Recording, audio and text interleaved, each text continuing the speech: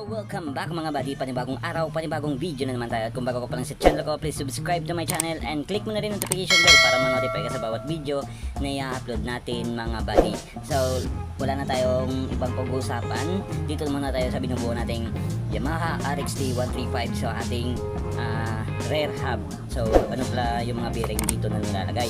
So mag-unbox tayo ng parcel na para sa bearing ng ating rear at front hub. So let's go, unbox na natin. Gamit lang tayo ng gunting na naman. Maraming salamat seller, sana kompleto yung item natin. Naligtad yun yung yung kanyang plastic. So let's go, unboxing series. Unboxing. Alam ko ng brand to. Ayan, 4 na bearing yan mga buddy. So ang brand ng bearing pala is Masaya. Ayan, Masaya bearing. So ito 6301. Ayan. Tapos 6301, 6201, ayan, rear. Tapos ito naman ang 6201. Alam to. Okay. Dito mga buddy, so sa bearing, drawing pa ako ng 6301 pala dito sa may brake.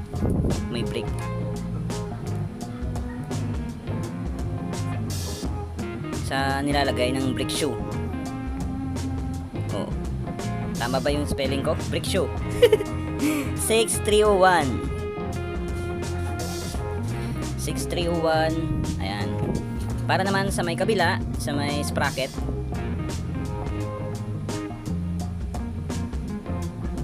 O ba yan? Sprocket. Ayan. Sa may sprocket naman ay ito, 6201. Ayan. 6201. So 6201. Okay? Para hindi kayo tawag dito, malito sa mga bearing. Ayan yung ating guide dito sa brake. Nilalagyan ng yung pa may malaking hole. Ayan. Dito yan yung 6301 na bearing. Tapos dito naman ang 622 sa may sprocket banda. Huwag yung kalimutan ilagay muna yung bushing sa gitna mga buddy. Ayan. Pang XRM pala. XRM 110 rear bearing set rear hub. Rear hub. Hindi kasi ako pumasok ng grade 1 kasi yun yung ating So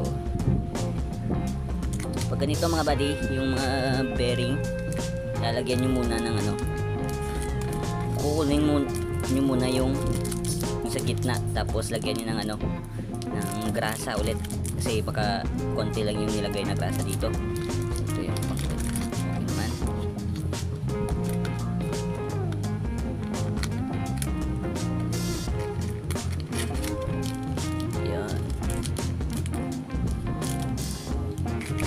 So tingnan natin, lalagay natin dito yung yung hub natin. Okay? Kunin ko muna yung hub. Wait lang. At dito na yan. At dito na yung ating hub. So ito yung 6301, dito yan. Sabi ko kanina, sa nilalagyan ng brake shoe. So lagay na lang natin diyan.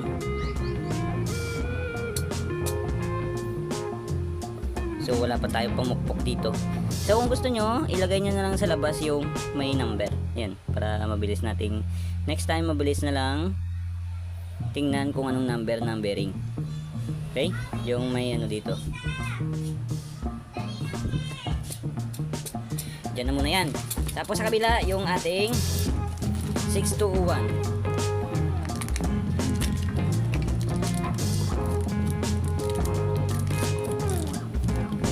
Lang.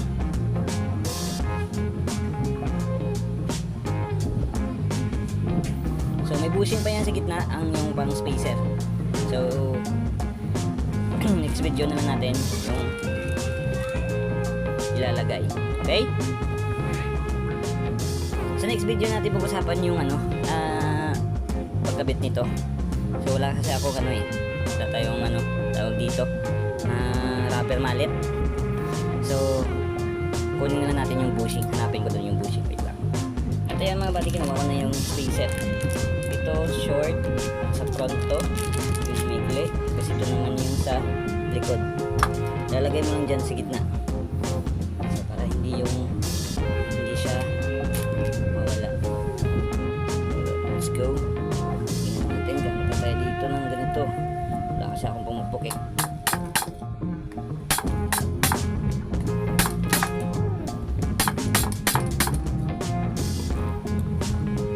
Napuputas pa yata.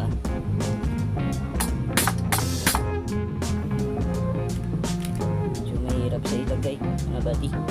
Kailangan natin ng ito.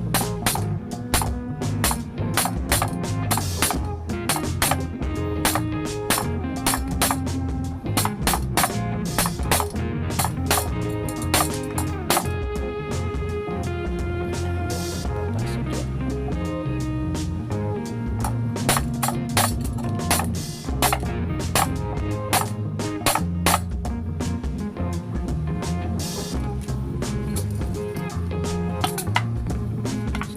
Ayan, masapit ko na yan mga buddy. So, papasok muna natin. Ayan. Lapat na. Sakto lang. Tapos, sa kabila naman. Kalimutan yung bushing sa gitna. Ayan. Diyan naman sa kabila naman. Gamitin na natin to.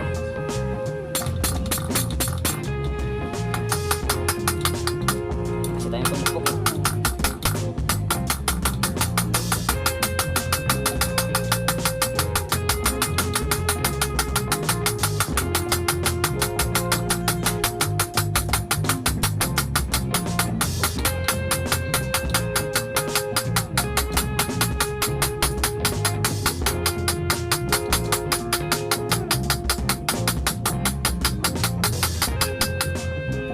All goods. Yan.